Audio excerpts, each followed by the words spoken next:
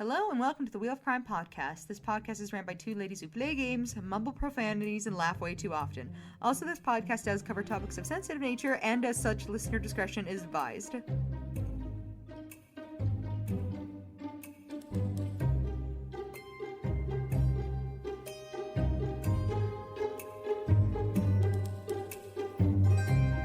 Hello and welcome back to the Wheel of Crime podcast. My name is Jen. And my name is Emily. Yes, welcome back. It's our last week of Christmas.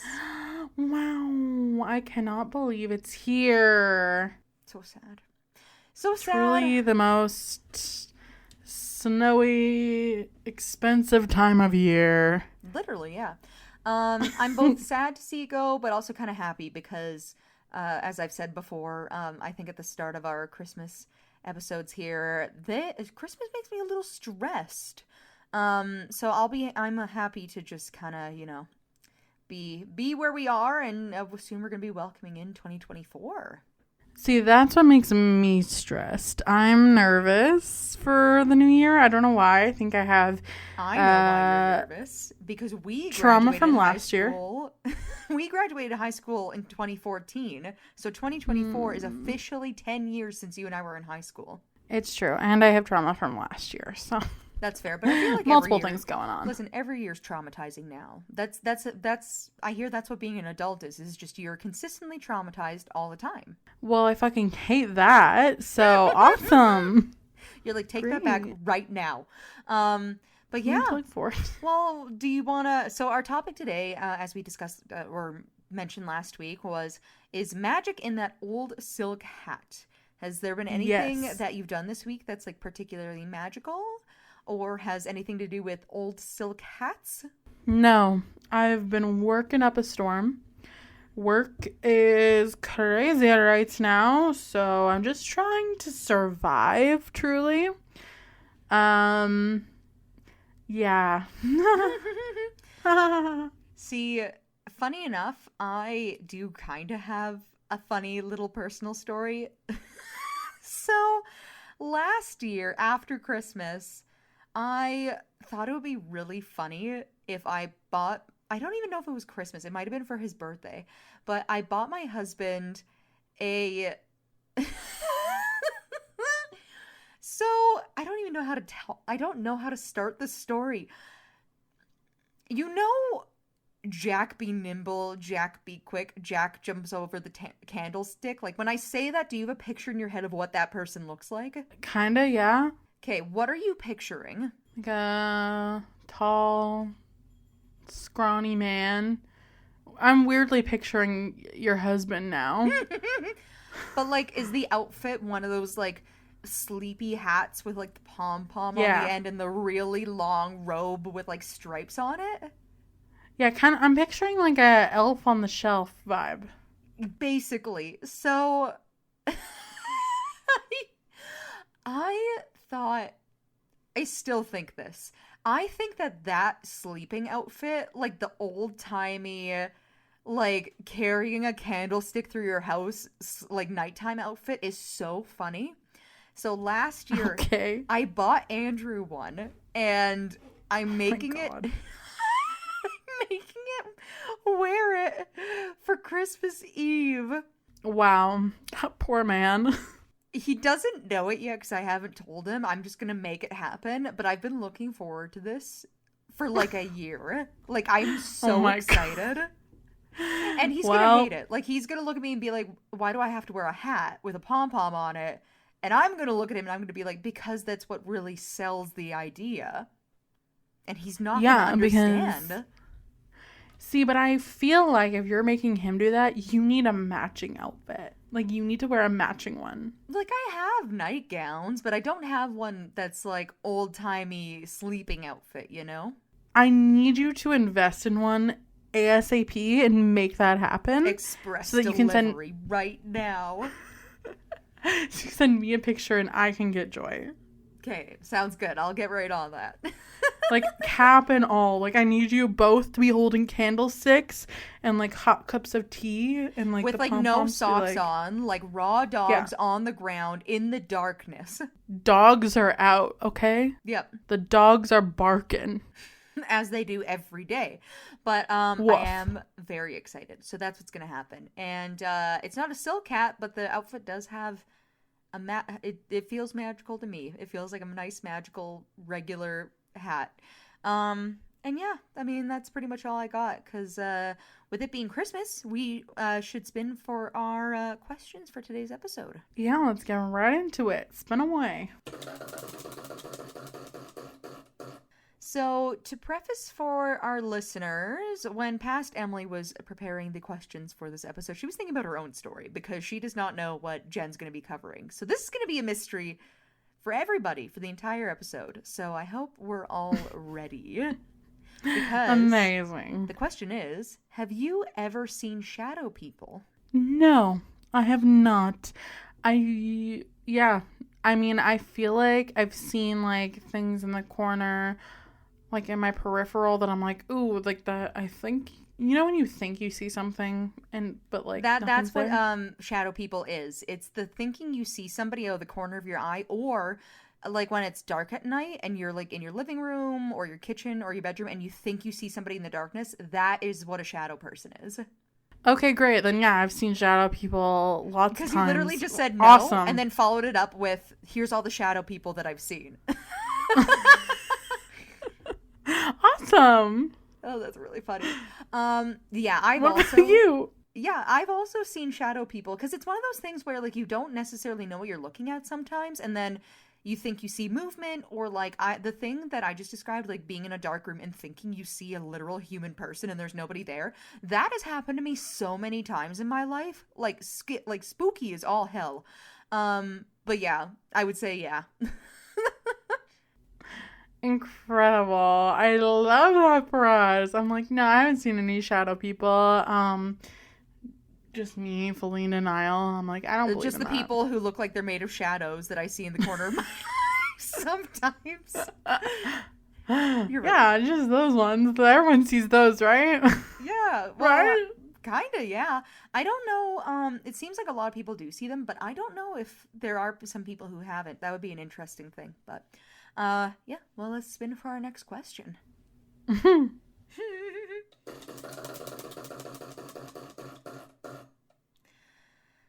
So, have you ever, like, taken medication and then just had, like, crazy dreams afterwards, or, like, had a bad reaction to medication, hallucinated from taking medication, or anything like that? Oh, yeah, I've for sure had fever dreams before. Like, you know, when you have, like, a horrible cold, and so you take, like, a couple Benadryls or whatever to try and sleep through the night. I've definitely had some, like, wild fever dreams from that. So when I was, like, a kid, like, I would want to say, like, 5, I guess I went through a phase where I was getting sick, like, a lot, which you're not going to find this surprising, but for our listeners, Emily has a history of being sick a lot, and it was worse when I was a kid. What? I know. Really?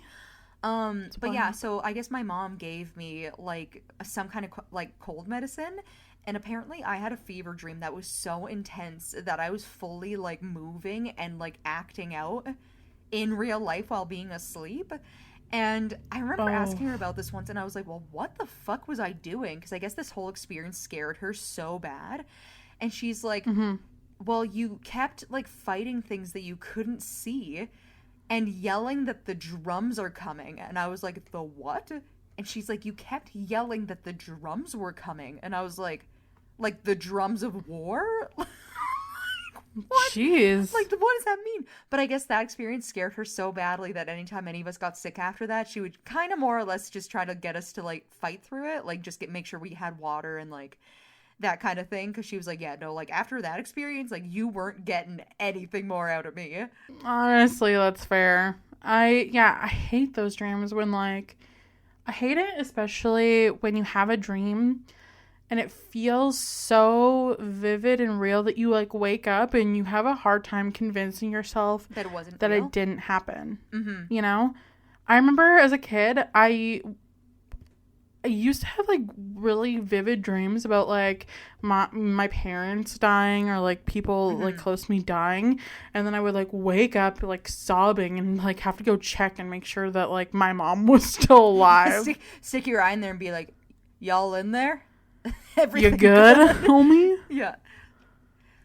Yeah, no, it's interesting how like wild your imagination can get as a kid. I wish I remembered what the heck my fever dream was, where the drums were apparently coming for me and I was fighting things that nobody could see, because that sounds interesting now. It But does, yeah, when I was a kid, I do remember having a lot of really vivid dreams where there would be a giant spider chasing me outside, and I wouldn't be able to get in my house. And my baby sister at the time, Abby, so when I was having these dreams, Abby was still like a baby.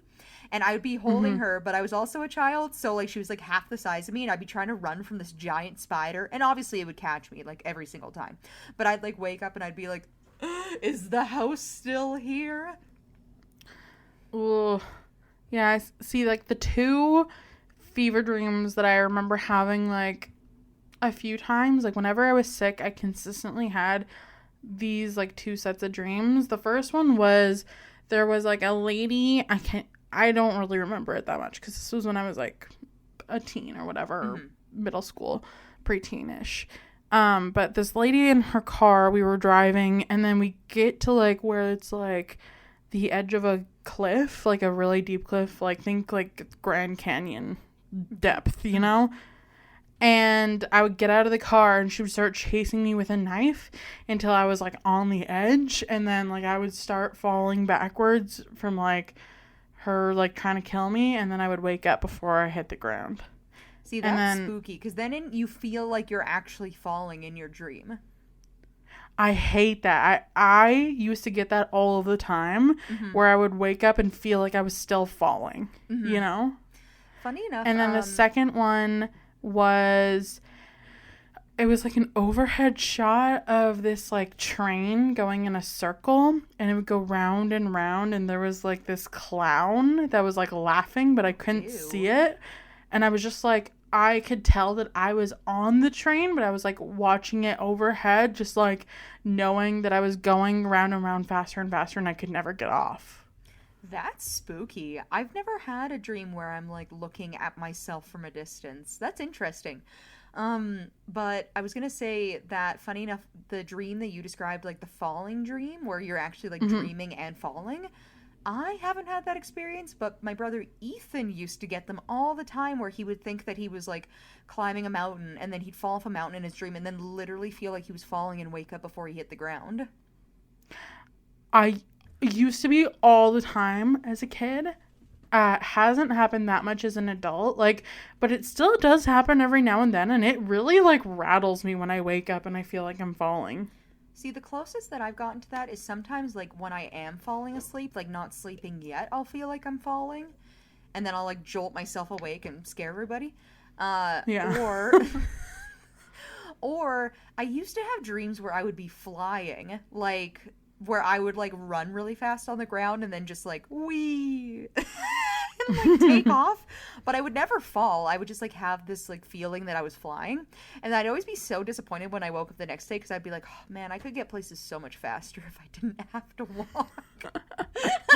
You're like, damn it, Dream Emily has it so much better.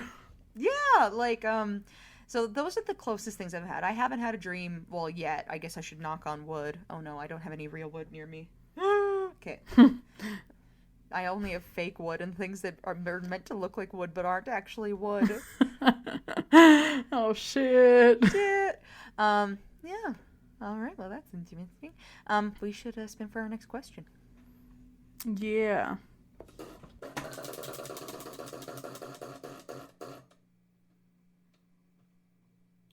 So, what do you think is Santa's most magical article of clothing? Like, if you were to look at Santa, like what we talked about our other week, where you see him in real life and he's an actual person, and he's made of magic, but his clothes are also magical, what would be his most magical article of clothing? Well, I mean, it's gonna be the hat or the boots. Like, I was gonna say the hat or the boots. I don't know why, but the boots give me magic, you know? Okay, What about a third one? I think if I was to pick like a third magical item that he might have, would be like his belt buckle or like his belt or something. I was thinking belt, but like also maybe his coat. Yeah. Yeah. That would make sense. We're the same person. We share a Pretty brain much. cell.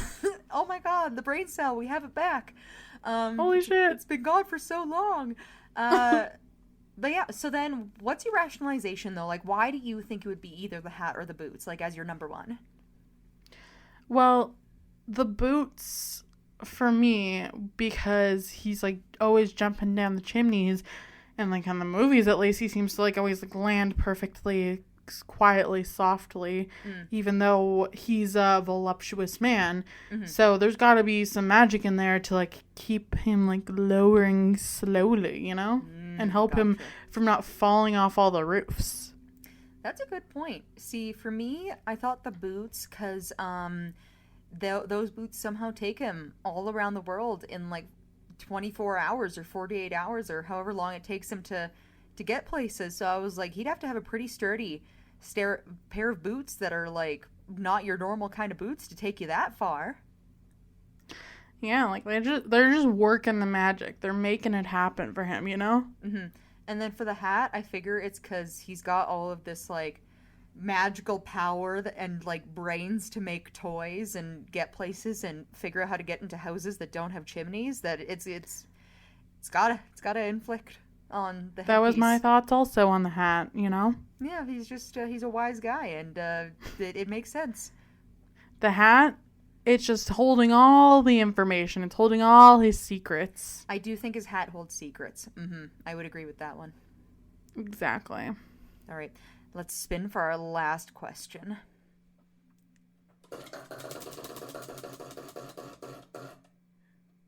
So, do you own an old silk hat?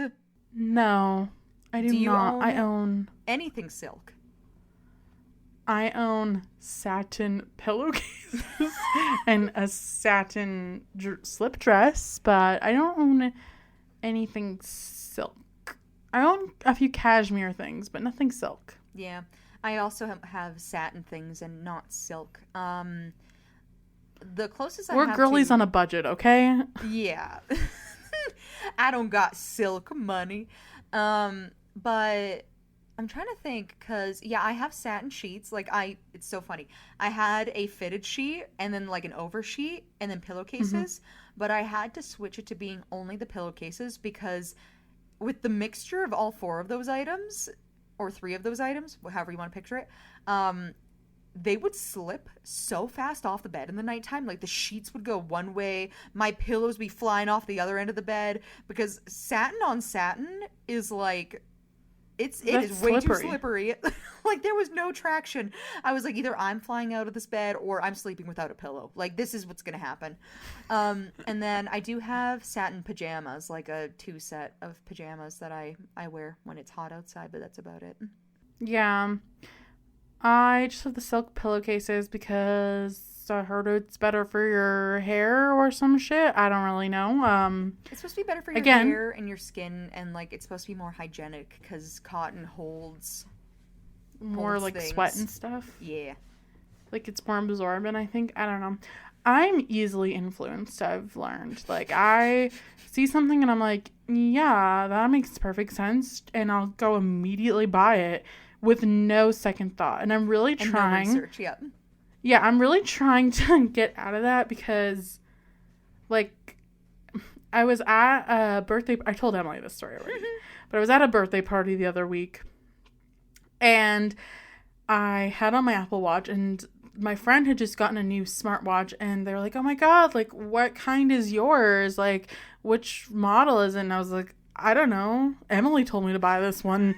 Like, she just sent me a link, and that was that. I just pressed add to cart and fucking called it a day. And the funniest part about when Jen told me this story was that I also don't know the specs of it. I also just bought it because I felt whimsy, and I was like, it's on sale. Like, I know nothing about what model it is or what it can do.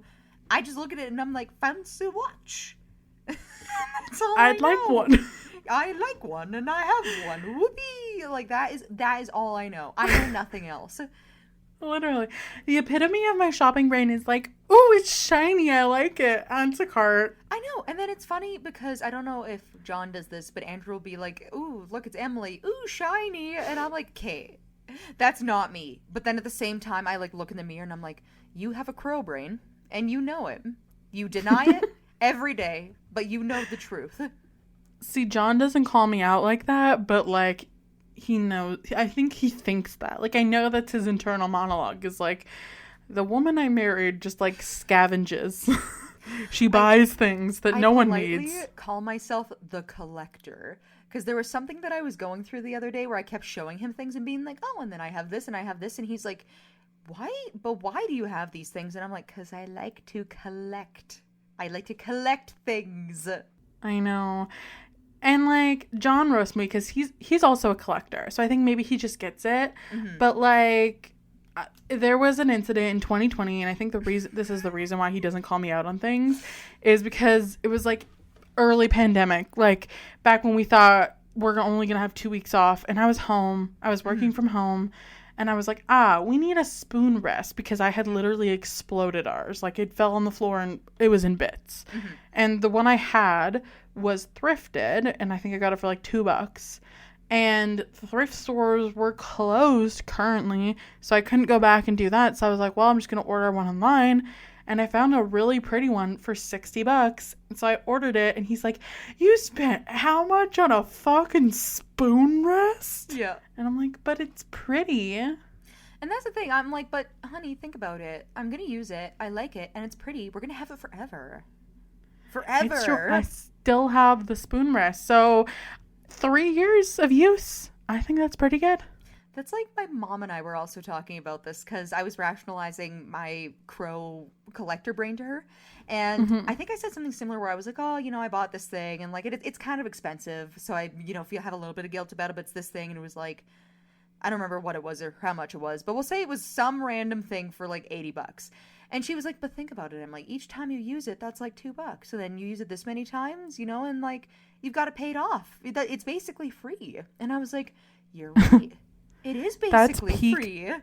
That's peak girl math. Literally. I know she said that and I was like, man, you are so smart. You're a fucking genius. Pretty much. And I was like, oh, is this how you buy things? And she's like, shh. We don't talk about it. It is what it is.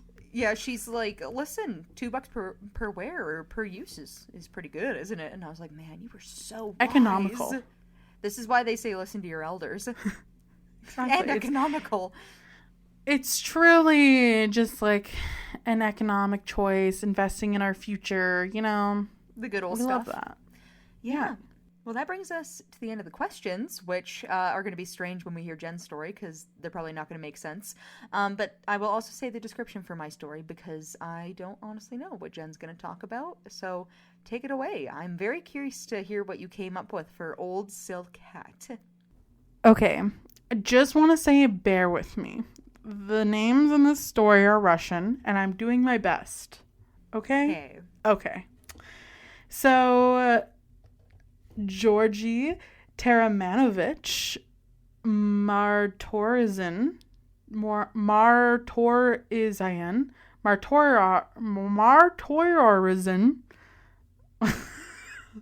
was born. Sorry, I apologize to everyone completely. But he was born in 1969 in Tbilisi to an Armenian family. Georgie's family moved to the European part of the Union when he was 2 years old.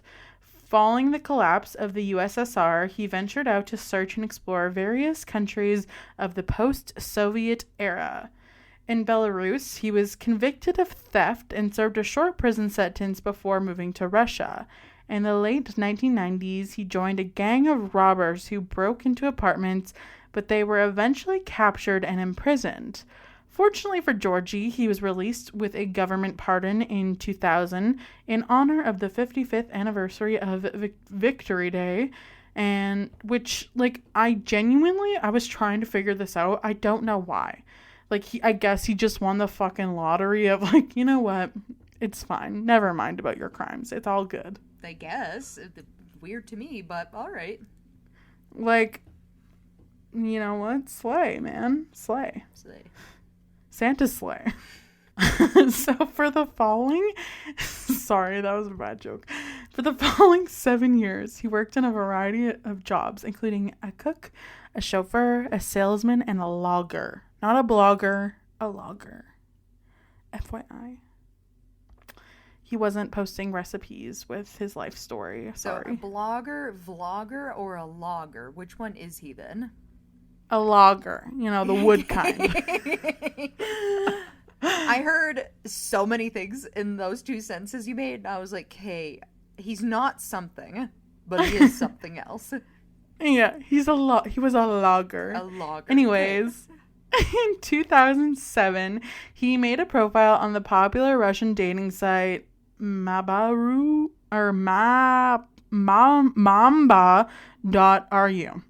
And on his dating profile, Georgie presented himself as a magician and a spiritual healer, allegedly capable of curing ailments and healing bad karma.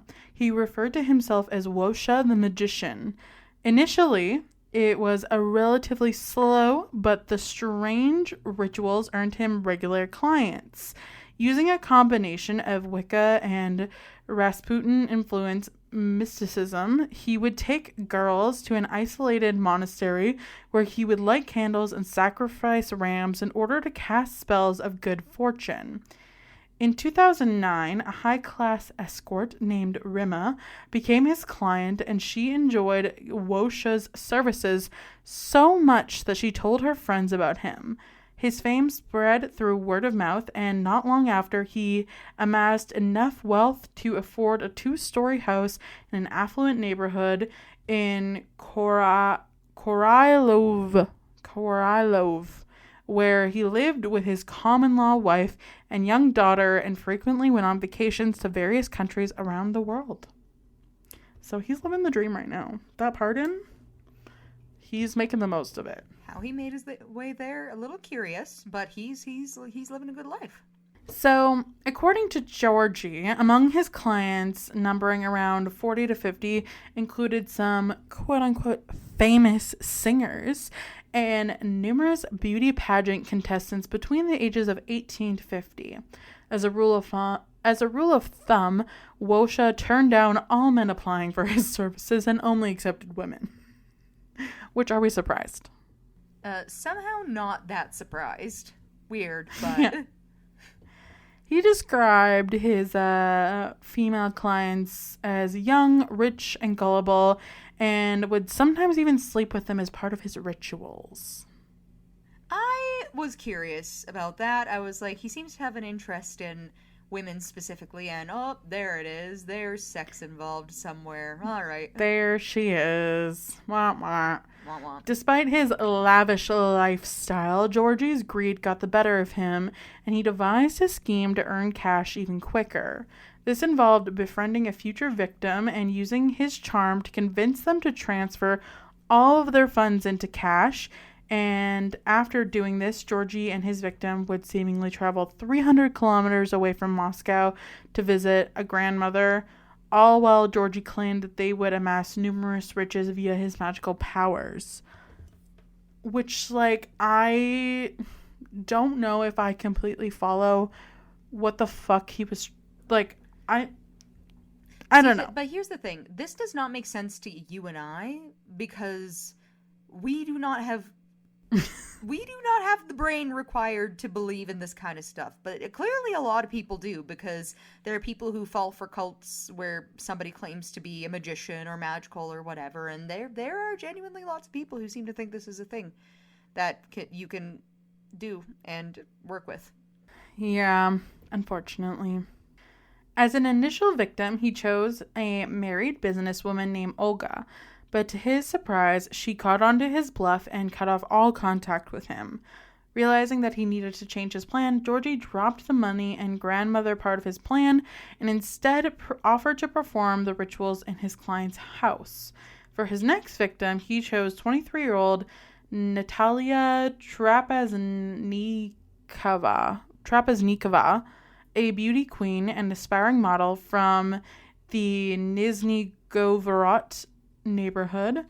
And due to an injury she had suffered as a teenager while rowing, Natalia suffered from spinal disc herniation, which caused her pain and discomfort while walking in heels on the catwalk. After being taken in by Georgie's claims of spiritual healing several years back, he had managed to convince her to cut off all contact with her boyfriend, and that a friend from her modeling agency had attempted to poison her. Knowing that she fully believed everything he said, Georgie asked Natalia to empty her bank accounts and bring the money to Moscow for a healing session. Against her parents' advice, she complied, withdrawing 1.5 million rubles, and on September 21st, 2011, she arrived in Moscow and sat waiting for him at her apartment in the Presninsky district. At some point during the night, Georgie arrived at her apartment and offered for them to have drinks. When he went to the kitchen, he got a glass of alcohol, which he laced with a mixture of heroin and methadone.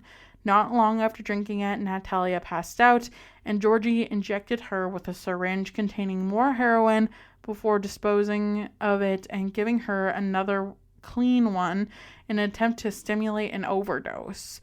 Miraculously, though, Natalia didn't die and simply remained unconscious during this whole ordeal. And anxious that his plan wasn't working out as planned, Georgie took Natalia to the bathroom where he drowned her, and then poured food for her dog, grabbed the cash lying in the kitchen, some extra jewelry, and left.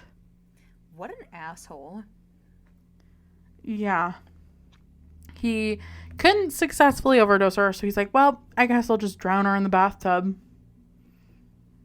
I see, that's the thing though. It's like what you talked about this in another story a while back. It's like if you are attempting to kill somebody and it doesn't work, that's a sign to stop. Yeah, like you're being given an out. Take it, dude.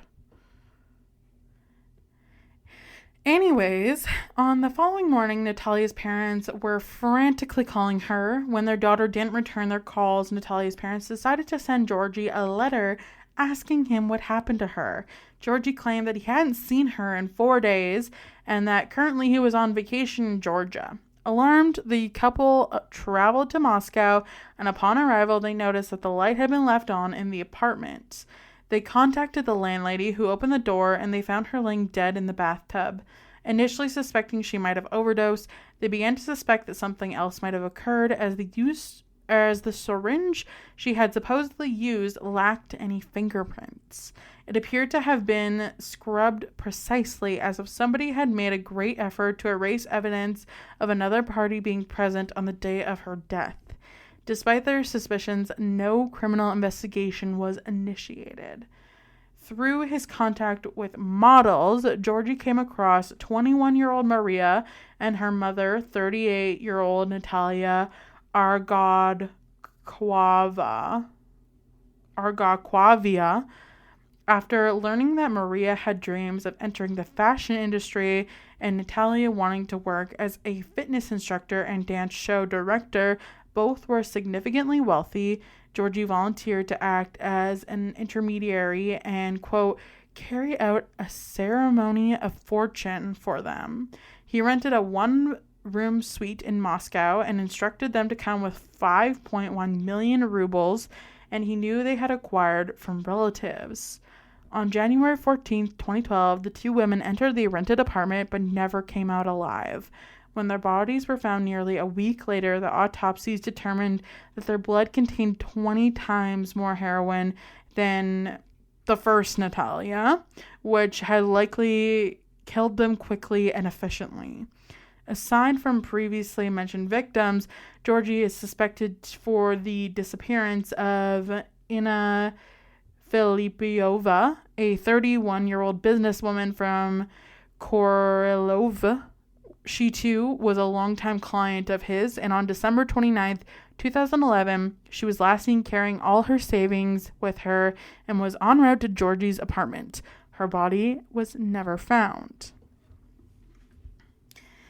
So, while examining Maria and Natalia Argadkova's apartment, investigators noticed something peculiar. In the ashtray next to the lit cigarettes that Natalia was known to smoke, They found standard ones with teeth and prints of an unidentified male. After investigating their friends and their cell phone call history, they were eventually led to Georgie. Coincidentally, he smoked these types of cigarettes, which were also found in the first Natalia's apartment, and he had been questioned in the former's death but released due to lack of evidence. On February 22nd, Georgie was arrested and his house searched, with the authorities locating as many as 6.6 kilograms of heroin on the premises. During the official interrogation, Georgie admitted to being in the first Natalia's apartment, but claimed that he and the drunk Natalia he claimed that him and Natalia, who was drunk, had sniffed cocaine and then had oral sex before she undressed and went into the shower in the bathroom. Feeling disgusted by the ordeal, he packed his stuff and left, taking with him an expensive bottle of whiskey imported from Paris. So he's like, yeah, she was gross. I had to dip. I like how that's not even slightly believable, because it's like, okay, so not only did this random asshole manage to convince a supermodel to have sex with him, but he was grossed out. Yeah, okay, Georgie. At the initial questioning, the police had failed to check the security footage, which clearly showed Georgie leaving the apartment, carrying with him some kind of heavy package. Despite these initial failures, investigators had enough evidence to charge him with the murders, as the heroin found in his home, as well as the decorations and cards belonging to Maria and Natalia Argadquava, were considered hard evidence. At his trial, Georgie vehemently denied guilt and often insulted everybody present in the courtroom, including the judge himself. When interviewed by the press, he claimed that the deaths were accidental overdoses and that he should be acquitted.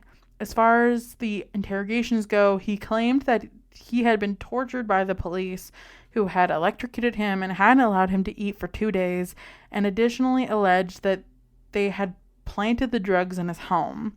On April 22nd, 2014, the Moscow City Court found Georgie guilty of 3 murders, robbery, and drug trafficking, and sentenced him to 23 years imprisonment, in addition to paying 23 million rubles in damages to the victims' families. At a later date, his defense managed to lower his sentence by a month, which I feel like is pretty inconsequential, as he was sent off to a special regime colony where he remains to this very day. So no pardon for him this time. Hopefully. Why do people gotta be like this? Why do you have to give your money to a magic man and then the magic man kill you? Why do you have to pretend to be a magic man just to try and have sex with women and steal their money? But here's the thing, he seemed like he was doing well enough with just being a magic man. Like, he didn't have to go and kill people for more money. At that point, he already had, like, a good house in a nice neighborhood and was going on vacations. Yeah, like, if he would have stopped there, he would have been okay. He could have just been a regular magic man. Like, he didn't have to be a murderous magic man. Yeah, just be a regular con and not a murdering con. If anything. Oh boy. God. All right. Well, I'm going to give you the description then for my story and then get into it, because it's interesting to say the least. But, so a shadow person, also known as a shadow figure or a black mass, is the perception of a patch of shadow as a living species, humanoid figure, sometimes interpreted as the presence of a spirit or other entity by believers in the paranormal or supernatural. So, today I am going to be sharing a story of the Hat Man, which, have you heard specifically of the Hat Man before? I feel like I've heard it in passing on maybe like a creepypasta thing, but like I've got no good like understanding of what it is or like the history. Okay, so I'm going to be getting into it a little bit about like who the Hat Man is and that kind of thing, but just so you have a little bit of clarification before I get into it, he's considered a cultural phenomena Specifically, he is somebody that people see when they take Benadryl and try to go to sleep at night. Well, that's fucking spooky. Yeah, so we'll get into it. Um, Great. Something to So the look Hat forward Man. to this winter season when I inevitably get sick. Pretty much, yeah. So think about that the next time you're staring at the Benadryl in your cupboard and think to yourself, man, do I want to see the Hat Man tonight? And maybe you do, but maybe you don't. But maybe you do. But maybe I don't. We'll see what happens maybe in you the don't. story, and then I'll decide. Pretty much. So, one example of a particular shadow person is called the Hat Man, who shares the characteristics of general shadow people, but is named for a fedora hat on his head. Descriptions of the Hat Man date back as early as the late 2000s, and the Hat Man is commonly associated with sleep paralysis, as well as hallucinations induced by the recreational use of diphenhydramine, which is the active ingredient in the medication Benadryl. So that was the other thing I found interesting about this. It seems like literally the introduction of modern medication is what brought about the Hat Man, because there is no reports of him prior to the 2000s. Weird. I mean, I guess it kind of makes sense. Like, it probably, since it's triggered by something in the medication and people had never, like, weren't really exposed to that before modern medicine, like, it makes sense Yeah. that, like, you know. Yeah, right? I know, I thought that was interesting too, because, like, we'll get into it a little more about who this guy is, but just be aware that this is very much something that is, like, you cannot see the Hat Man unless you take Benadryl or high doses of that chemical that is used in Benadryl. Like, that is the only way you can see him. Great. Love that. Yep. So, you may not have heard of the Hat Man, but there's a chance that he's found his way into your dreams once or twice. A spooky, shadowy figure, often described as wearing a dark coat and a hat, fedora shaped, like I said. The Hat Man is reported to appear in bedrooms when people are either just falling asleep or first waking up the following morning. So, the Hat Man has officially become sleep paralysis lore and has been reported as being seen in that not awake, not asleep state all around the world. And this is something that has left many people scratching their heads, including people who do sleep studies or are involved with, like, science at all, the creation of Benadryl. Nobody fucking knows what's going on, specifically with the Hat Man and Benadryl. It happens. We're not really sure why. The people who study sleep are like, we don't know why, but we're so fucking scared right now. Yeah, they're like, you see a man who's made of shadows and he's wearing a fedora. Jesus Christ. Get him out of my bedroom. Get him out of here. So sleep paralysis has baffled scientists for possibly centuries. So even though specifically the Hat Man is something that's considered to be a newer phenomena, the earliest clinical account of sleep paralysis at all dates back to 1664, when a Dutch physician described it as the incubus or the nightmare, which had affected one of his patients at the time. So, throughout the years, sleep paralysis has also been explained as a result of a black magic curse, mythical monsters, or even demons. Egyptians used to believe a jinn, or a genie as we know, in our side of the world, was behind sleep paralysis, while indigenous people in South Africa believed it was caused by something called the tokolosh, which is a dwarf-like water spirit, and likewise, the Turkish believe that the karabasan, which is a spirit-like creature, are behind sleep paralysis. Right. So, that's kind of like how long people have been dealing with this, as far as we know, possibly for all of time.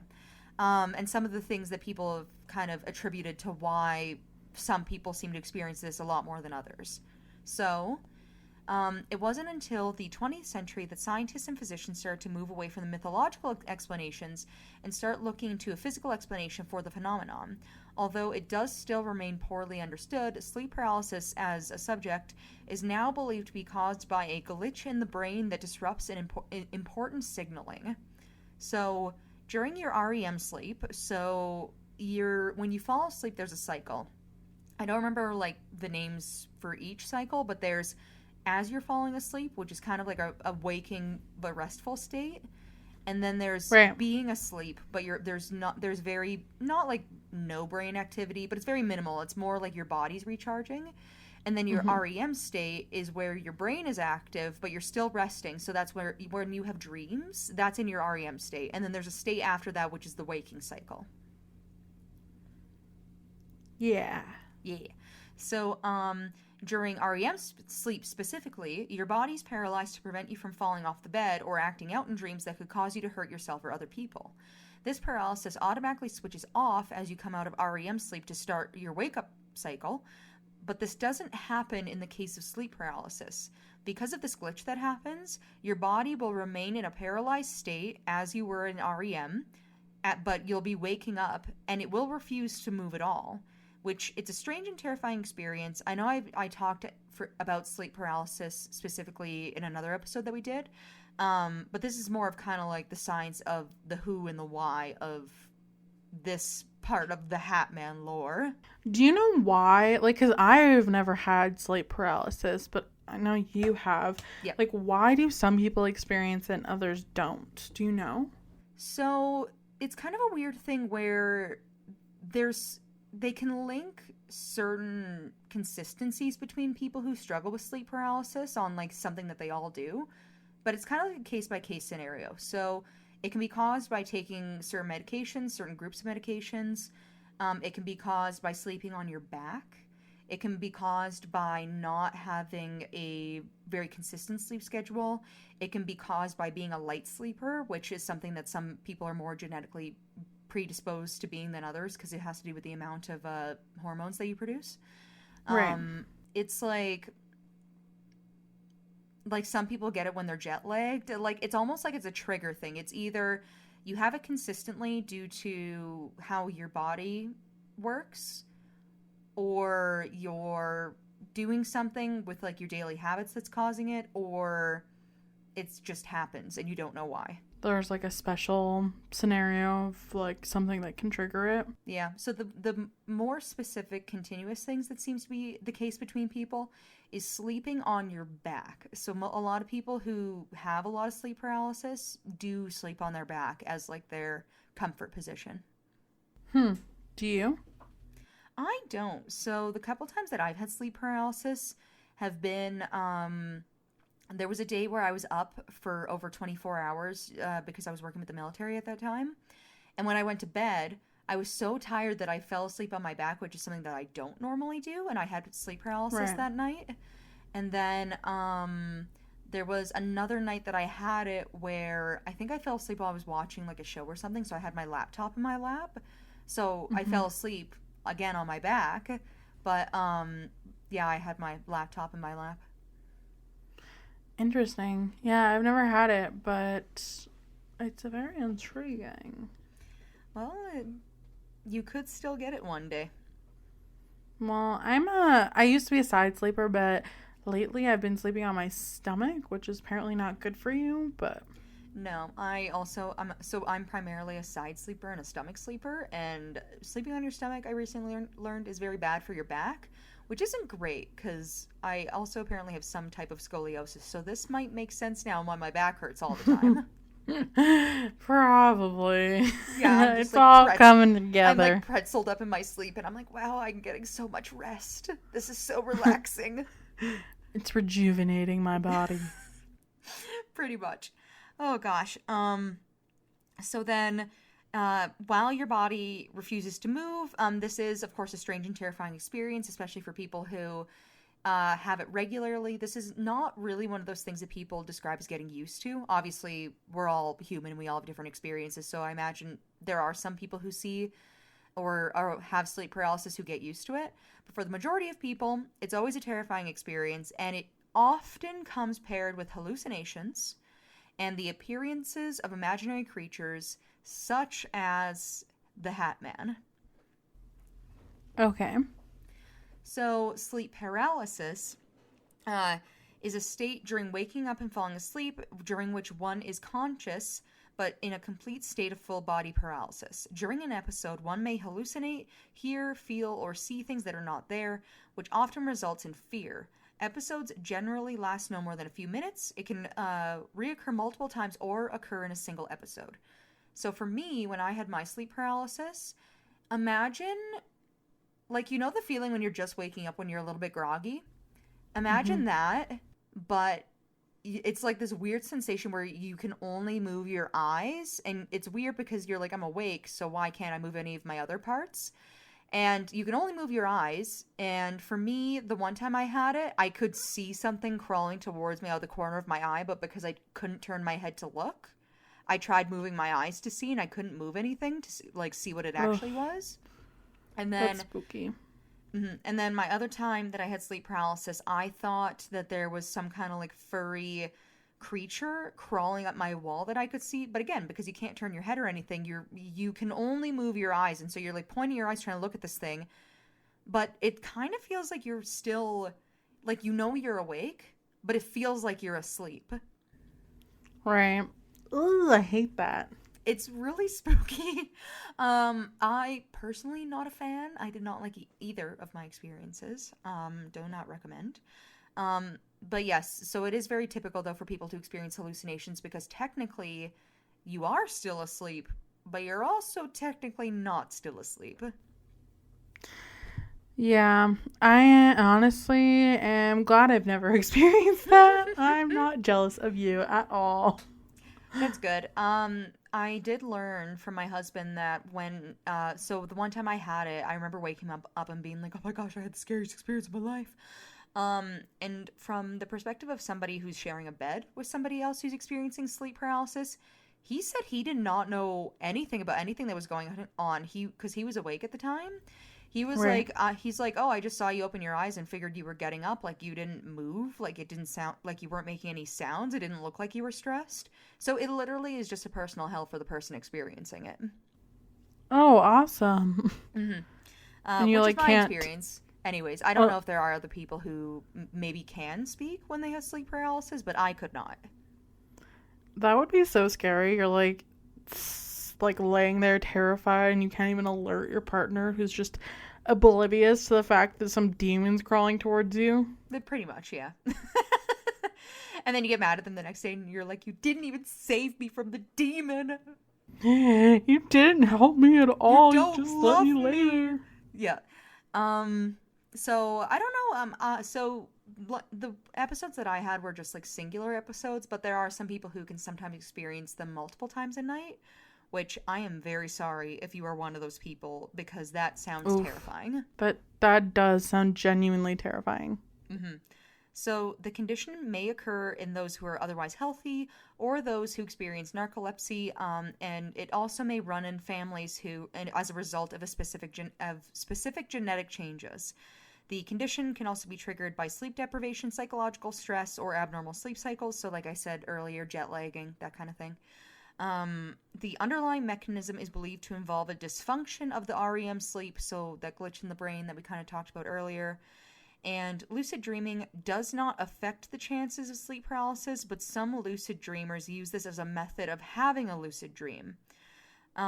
So lucid dreams, which are also something I've talked about on the podcast before, but I'll just go over it again. Lucid dreaming is the ability that some people have to make their own dreams or influence the dreams that they're having or change the dreams that they're having to be whatever they want them to be. Right. And they So, can trigger sleep paralysis while doing that? for some people, yes, but they do say that as far as they know, lucid dreaming does not affect the chances of sleep paralysis, but some people use sleep paralysis to influence their lucid dreaming or vice versa because being conscious while you're dreaming is the key component of lucid dreaming, and sleep paralysis is being conscious in the real world while also still being asleep. Weird. I don't know if I would want to purposefully trigger that. I wouldn't either personally, but I guess if you're somebody who's maybe lucid dreamt their whole life, like maybe this isn't even something that you're worried about. Yeah, I don't know. That sounds spooky. Like, what if you can never wake up? You're just stuck somewhere between dreaming and waking. Ooh. That's horrifying. That's not very festive, Emily. I'm sorry. Well, what if you're stuck having like nice Christmas Eve dreams for the rest of your life? That Thinking about also those sounds like headphones coming in the hell. mail. I'm always dreaming of AirPod Maxes, but never actually receiving them. Okay, then never mind. My personal hell. Oh gosh. So then, other conditions that can present similarly to sleep paralysis, so like I said earlier, include narcolepsy, but they also include something called an atotonic seizure and hypocalampic periodic paralysis. So these are just conditions that are diagnosed to specifically being either in your head or in your sleeping state. So treatment options for sleep paralysis have been poorly studied, as this is something that is kind of difficult to replicate. And it is recommended that people be reassured that the condition is common and it's generally not serious. Other efforts that may be tried include sleep hygiene, cognitive behavioral therapy, and antidepressants. So a change in your routine, a change in your diet, a change in your behaviors, or like the time you're going to sleep, that kind of thing, and change in medication. So kind of taking what triggers it and then doing the opposite. Fair. So between 8% of people and 50% of people experience sleep paralysis at some point during their life. And about 5% of people have regular episodes. Males and females are affected equally. Sleep paralysis has been described throughout history, and it is believed to have played a role in the creation of stories about alien abduction and other paranormal events, like ones where people are taken out of their room at night. They think a lot of those may be attributed directly to sleep paralysis. Interesting. I never even thought about that. That would make sense. Because, like, specifically that you'll read, like, if people read alien abduction stories, there is a trend, at least, or like, I don't know if trend's the right word, but a consistency where some stories seem to always start in their bedroom. They can see something out of their window. They feel like they've disappeared and something happened to them, and they wake up with a sense of unease back in their bedroom.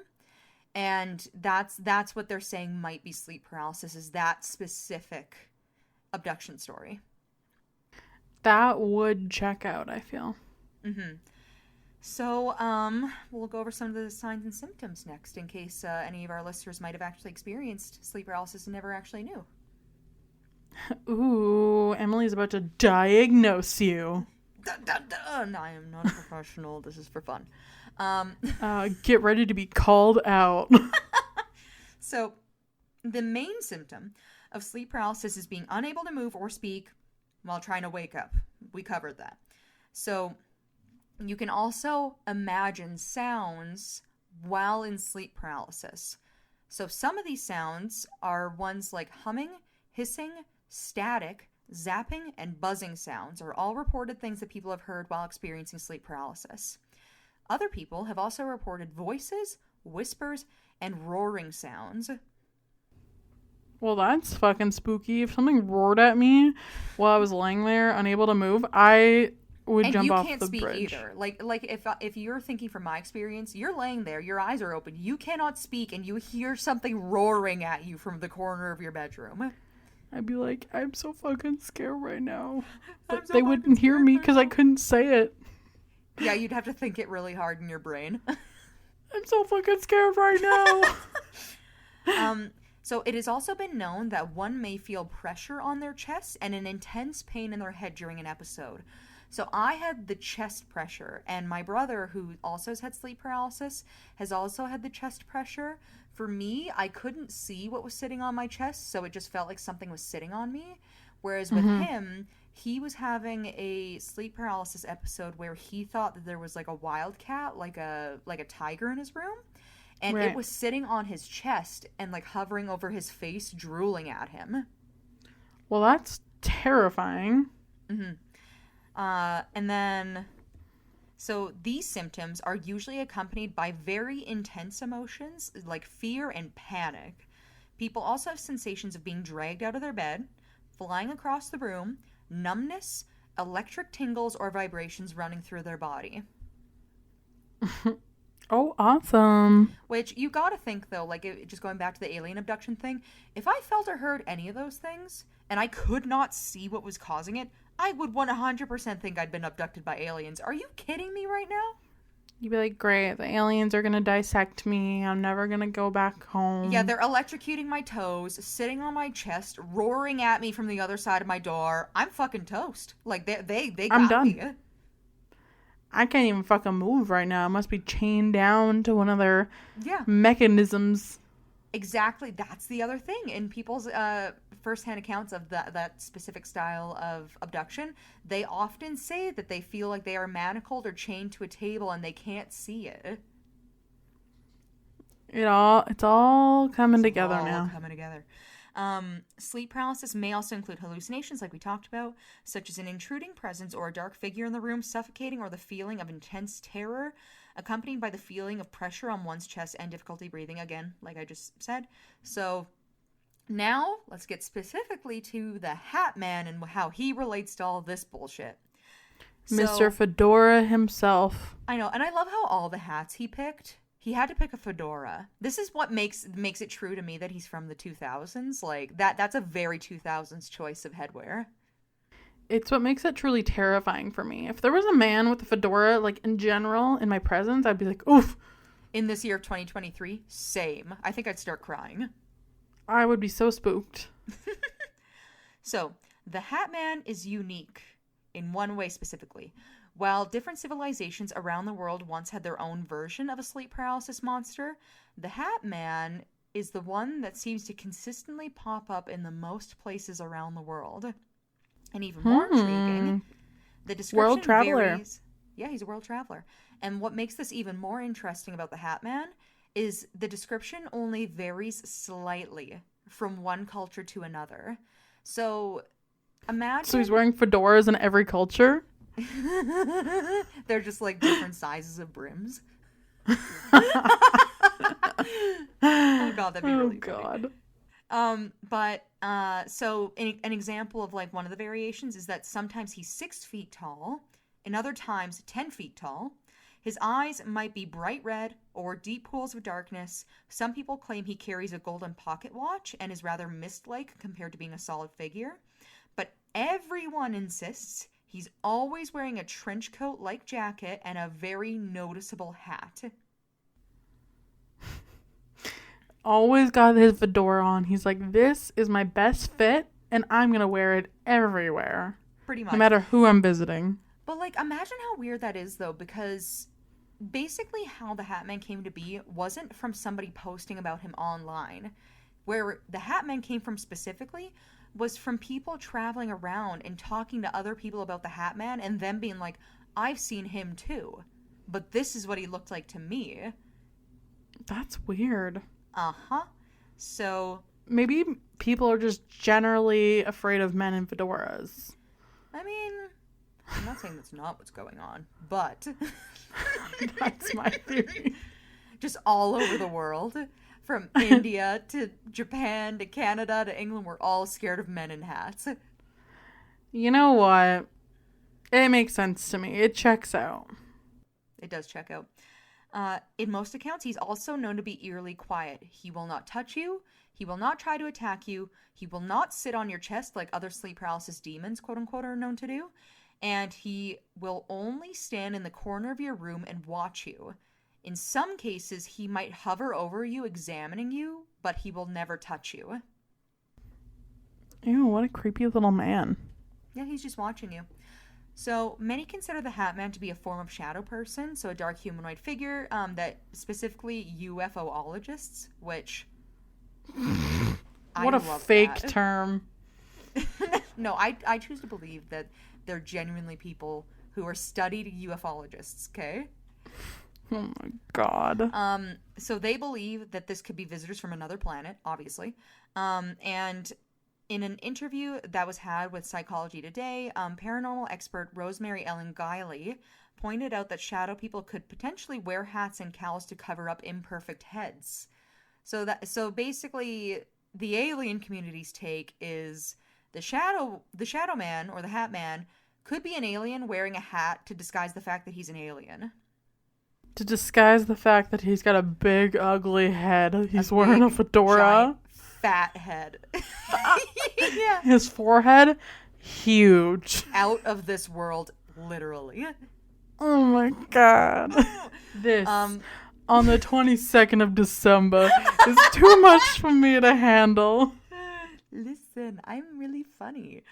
So, if you're looking for a more scientific explanation, obviously, of the Hat Man and other visual hallucinations connected to sleep paralysis, you could just say that they are simply nightmares that slip into the waking world for a few seconds while you're waking up.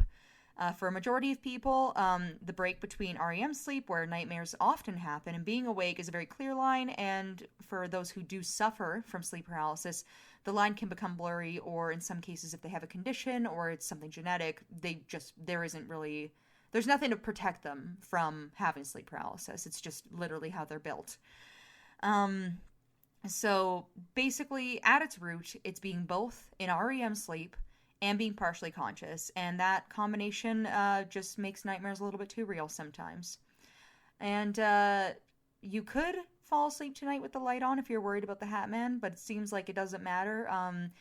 Having the lights on and falling asleep apparently doesn't impact sleep paralysis, so if you're going to see the Hat Man, you're going to see him. It doesn't matter. Lights on, lights off. He's coming to your house with his big fat fedora regardless. With his big fat fedora, and he's just going to stare at you a little bit because he got bored. And yeah, that's pretty much it. And he got nothing better to do. And there's nothing better to do in space. He just he wanted to bring his fat head into your home and stare at you while you sleep, and he finds that entertaining. Him, Edward Cullen, same person. Maybe Edward Cullen is the Hat Man. Oh my god. New conspiracy theory. My favorite conspiracy theory. All right, well, that brings us to the end of today's episode. If you like to, Wait. Have you seen the Hat Man? I need to know. I specifically have not seen the Hat Man.